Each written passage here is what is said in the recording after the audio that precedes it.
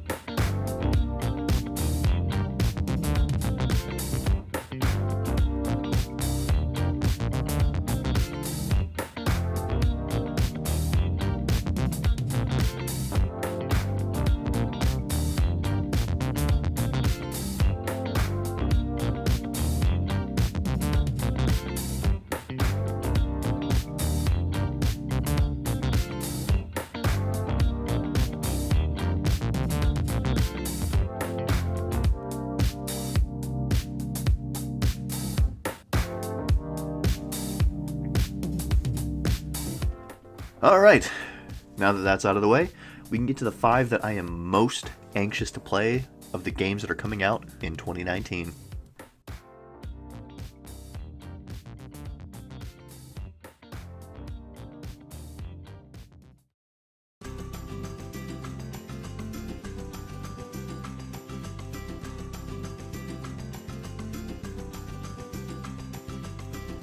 Kingdom Hearts 3, as of the time this video is uploaded, is set to come out tomorrow.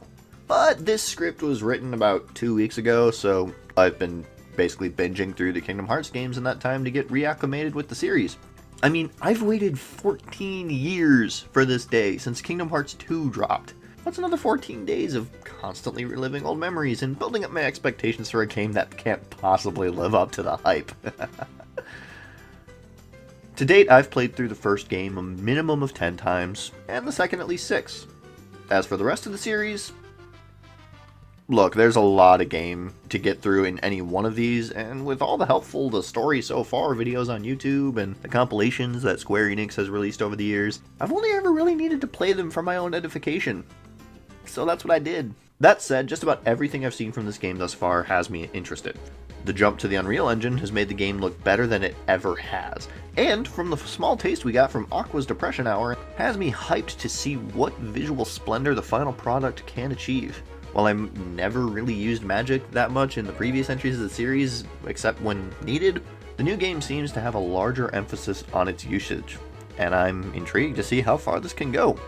Plus, for the first time in the series' history, we have Pixar films joining the fray. And the fact that the Toy Story world at least has a new, unique story has me more excited for their inclusion. But my reservations with this game are essentially the same as with every release since Kingdom Hearts 2.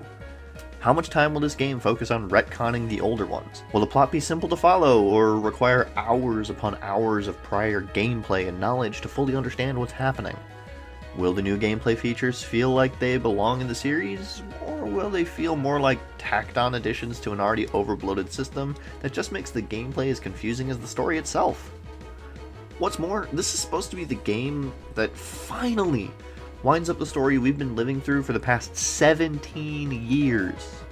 With all its twists and turns, will this one game finally be able to stop asking more questions about its own universe and finally give us answers we've been wanting? And will those answers be worth the wait? Look, whatever the final product ends up being, I'm ready to finally have it in my hands and play through the game myself. I'm going to avoid reviews as much as possible, basically blacklisting anything on my Twitter account or anything like that, so I won't have anything going in except for the trailers and my own massive hype. I might end up even doing one of those my thoughts on videos when I've had enough time to play through it, but for now, I guess we'll just have to wait and see.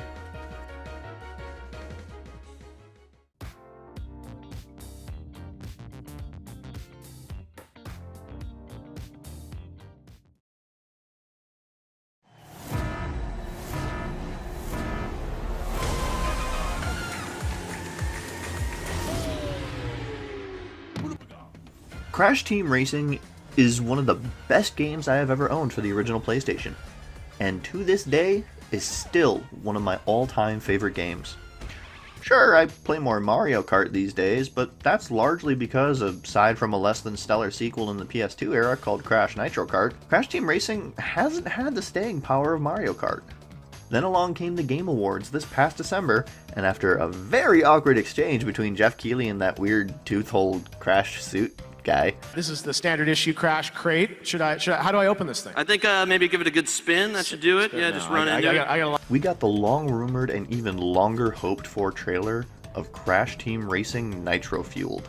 Much like how the original trilogy of Crash Bandicoot and Spyro the Dragon games were recently remade for modern consoles from the ground up, CTR Nitro Fueled appears to do much of the same.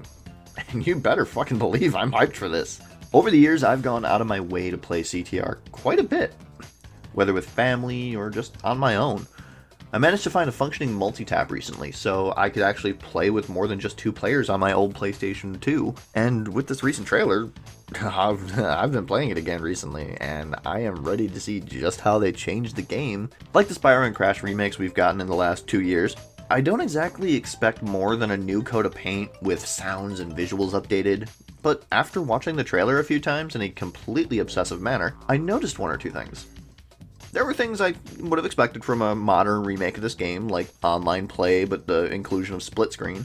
But how about the fact that there might be customizable or interchangeable carts this time around, as opposed to just limiting you to choosing a character like in the original? It's little things like that I'm actually looking forward to, and I'm hoping that any changes made to the game are more for the better than for the worse.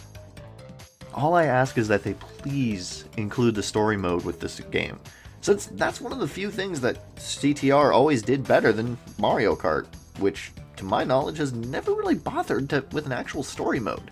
Overall, I'm super excited for this game. If nothing else, it means I can play CTR with my family more often, since I live in western Wisconsin, and the rest of my family's kinda all over the place.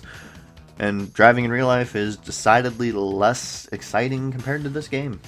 So, here's looking forward to June and the fun I'll have reliving some of my favorite childhood memories.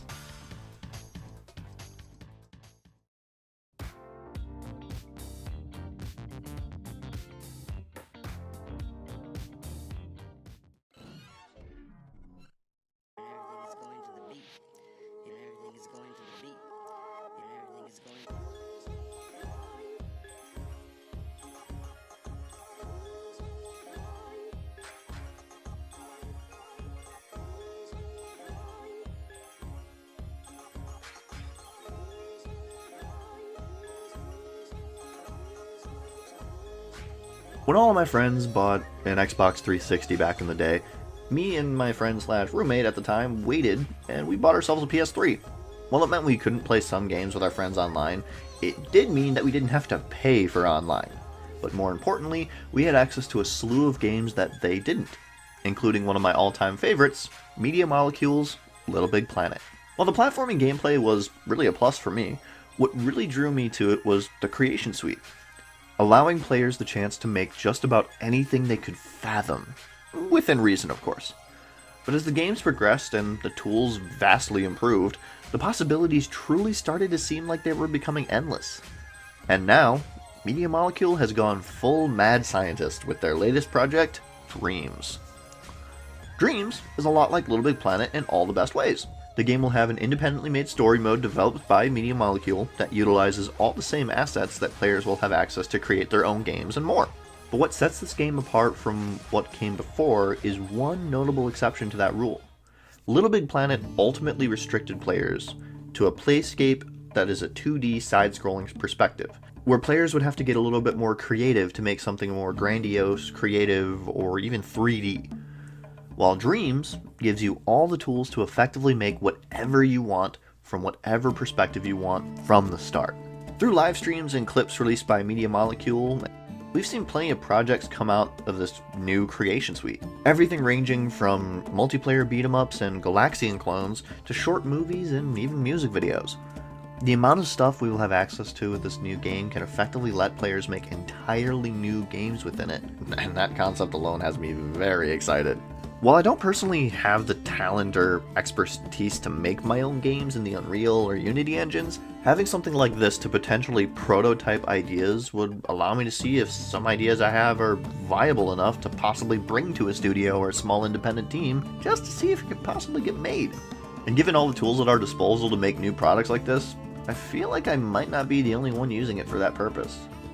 They also are letting players build using the PlayStation VR headset, a feature that is a personal favorite of mine for how much freedom I'll have sculpting characters and environments in my games. So the amount of possibility behind this game is fantastically endless. Dreams is a project that I've been hotly anticipating since it was unveiled for the first time in 2013. And with each passing year, that desire to get my hands on it has simply grown higher and higher. I don't often get overly hyped for games, but Dreams is more than just a game at this point.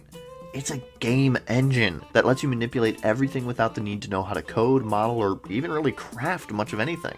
You can make just about anything. And that has me very excited for when Dreams finally launches, hopefully later this year.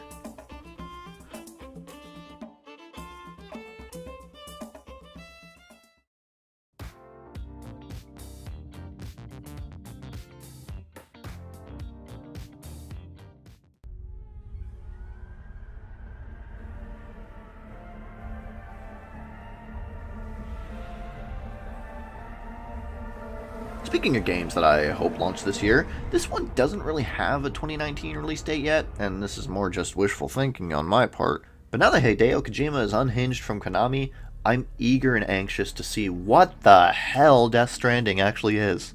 Every trailer has done a fantastic job of getting out as little information as possible, and yet delivers an intriguing world filled with mystery that's ripe for the picking. You know, the opposite of a Kingdom Hearts trailer. Pow! Death Stranding is the result of so very many problematic things that have happened to Kojima over the past few years that it's almost a miracle this is happening. He's a creative innovator who was locked into a closet for however long, and when he was finally released, he was given a blank check by Sony to make whatever the fuck project he wanted. Apparently, that project seems to include a fetus inside of his bestie Norman Reedus, and ARG randomly dropped into a trailer via a necklace, confusing the hell out of his other bestie Mads Mikkelsen, and helping to develop one of the biggest mysteries of the last few years in gaming. What the hell is Death Stranding? I honestly have no answers for this, and that's why this is one of the games I'm most hyped for. What little they've shown off of the story and the world that's been developed for this has me intrigued to find out more. And I really hope that this comes out sometime this year, so we don't have to wait to find out anymore. I honestly think that at this point, they could just release a match 3 type game with nothing that they've shown off, and we'd all probably still play it. That's kind of how invested we all are in this mystery. While I never got into the Metal Gear games myself, I've always respected the work that Hideo Kojima has done. Games like Zone of the Enders got me interested in mech combat before Evangelion did, and PT is simultaneously the scariest game I've ever played, and one of the greatest tragedies knowing I won't get to play anymore. Like many gamers, I'm sold on Death Stranding, purely for the man behind the game, and I'm eagerly awaiting the chance to have the game in my hands, so I can finally have an answer to what the game is.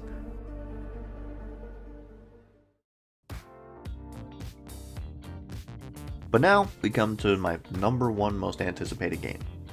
This is the one game that's coming out this year that I am just dying to get my hands on. And much like Kingdom Hearts, it's another one I've waited way too long for.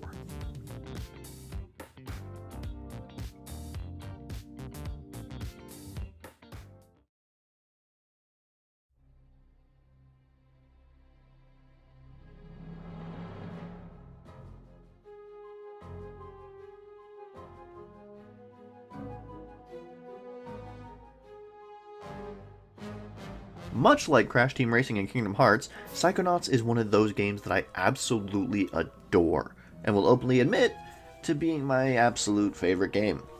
So, naturally, a sequel to that game would elicit a great amount of excitement, right? Well, maybe if it had come out a few years ago, it would be. As it stands, I have a few minor concerns that have more to do with the original game rather than anything a sequel might do or hope to accomplish. What I mean by that is I have played through the original game to this point all the way through no less than 10 times, with at least 3 of those being to 100% completion. The original game, which debuted on the original Xbox and PlayStation 2, was an absolute blast to play through that still holds a fond place in my heart. But as time has gone by, I've noticed more and more problems with it that could easily just be chalked up to me playing a myriad of games with improved development or content for over a decade since the original has come out. As a result, I've become concerned. But that concern has waned thanks to a few key factors. First and foremost, a majority of the original team will be coming back to work on Psychonauts 2. Tim Schafer, Eric Wolpaw, Scott Campbell, just to name a few, all worked on the original project back in the early 2000s as the premier project for Double Fine Studios, and all of them, along with the original voice actors for Raz and Lily, will be returning for the sequel. Second, we've already been able to see what a modern-day Psychonauts might look like thanks to the PlayStation VR title, Psychonauts in the Rhombus of Ruin. It's a delightful and sadly short VR game that retained much of the original style and humor of the originals that was bogged down a bit by VR gameplay forcing you to sit still. And, thirdly, it's more Psychonauts, man! Of course I'm excited! During the Game Awards in December, they showed off a trailer for the new game, which I missed seeing live during the show because I left shortly after Ed Boon revealed Mortal Kombat 11, because I was going to the midnight launch of Super Smash Bros. Ultimate. The trailer in question gives us our first look at the game outside of, behind-the-scenes development footage from Double Fine's YouTube channel, and, Listen, Rasputin. There are vaults that should never be opened. Not all minds are safe to read. Some brains are better off broken. Don't worry. I won't do anything crazy.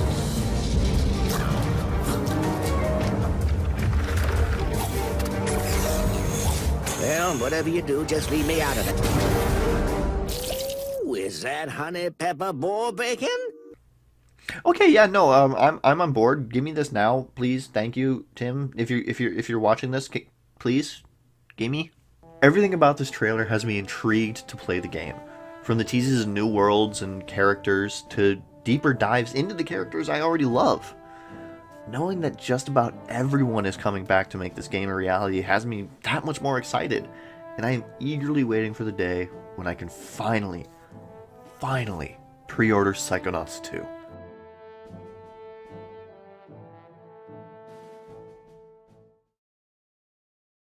At the end of the day, Psychonauts might just be the game I'm most excited for in 2019, but it's certainly not the only one. But as this list will show, I have a wide variety of games I'm excited to get my hands on, and I honestly hope you at least have a few you're interested in playing yourself that I didn't show. So let me know what games you're excited for down below in the comments, and let's see what games I may have missed for this list. I honestly don't care if they aren't officially slated to come out this year, but let's try and be reasonable in the comments.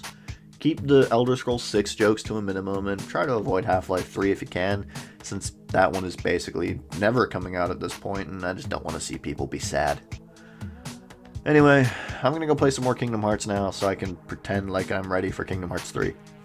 Bye-bye for now.